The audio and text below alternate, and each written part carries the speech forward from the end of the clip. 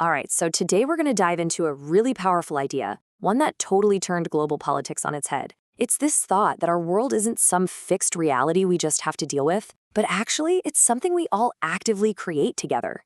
So let's start with a really big question. For a long time, the main answer to this was, well, kind of bleak. It painted this picture of a world where all the different nations are just locked in this constant, dangerous competition, always having to look over their shoulder. You see, the old school view says that because there's no world government, no global 911 to call when things go wrong, the whole system is in a state of anarchy. And in that kind of world, it's basically every country for itself. The number one goal is just to survive, and the only way you can guarantee that is by getting more powerful. Welcome to the world of power politics. This way of looking at the world has a name, realism. And for decades, it was the heavyweight champion of international relations theory. Its logic seems pretty straightforward, almost common sense, right? It focuses on the hard material facts, things like military might, economic strength, and just the relentless chase for national interest. So, realism is built on these core ideas. Because of anarchy, countries can only really rely on themselves. That's what we call the self-help principle.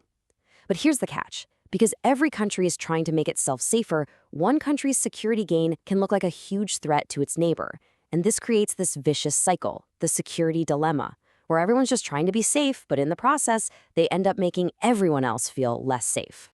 But then, around the late 80s and early 90s, a whole new way of thinking came along and basically challenged this entire setup. It didn't say the world wasn't dangerous, but it asked a really revolutionary question about where that danger actually comes from.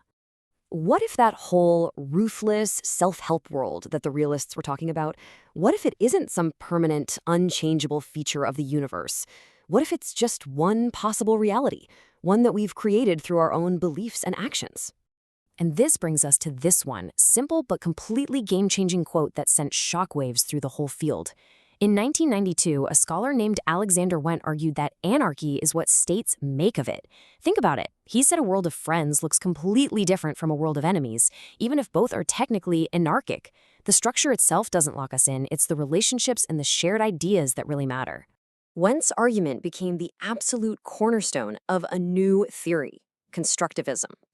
And what this theory does is shift our focus away from purely material things, like tanks and money, and toward the incredibly powerful role of ideas, identities, and shared understandings in actually shaping our world.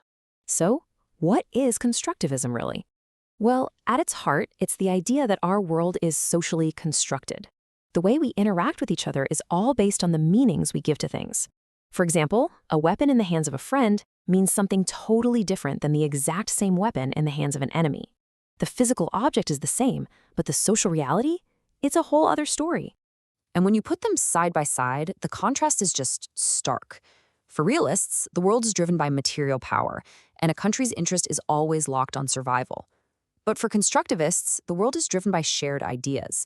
And what a country even thinks is in its interest is shaped by its identity and its relationships, and those things can absolutely change over time. So Wendt's theory really boils down to two key pillars. First, our relationships are shaped more by what we believe about each other than by any physical thing.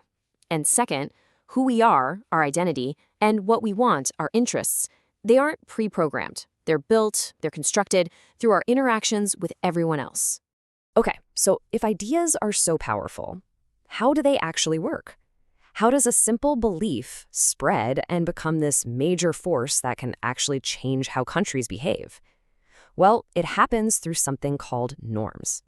Norms are basically the shared expectations about how to act. You can think of them like the unwritten rules of the road for the international community.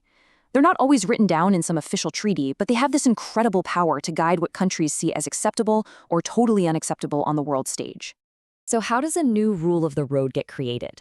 Well, scholars Martha Finnemore and Catherine Sickink figured out this three-stage life cycle. It kicks off with norm entrepreneurs. These can be activists, organizations, even countries who try to convince everyone to adopt a new idea. If they succeed, you get a norm cascade, which is kind of like the idea going viral, where countries start adopting it to look good. And finally, the norm gets internalized. It becomes so widely accepted that breaking it is almost unthinkable. And we see these norms everywhere. I mean, why haven't nuclear weapons been used in a conflict since 1945, even when it might have made military sense? Constructivists will tell you it's because of a powerful nuclear taboo.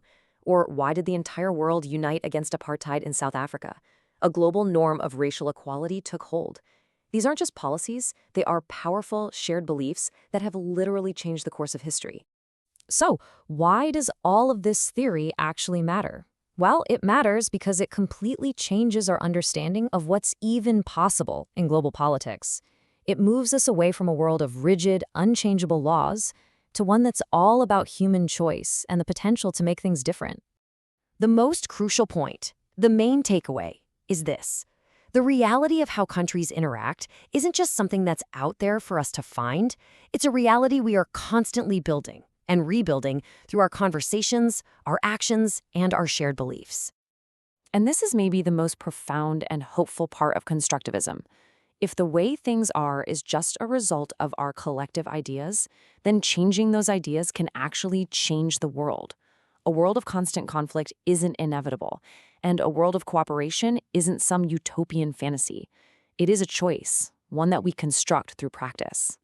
And that leaves us with one final thought to chew on. This process of building our world, it never stops. It's happening right now.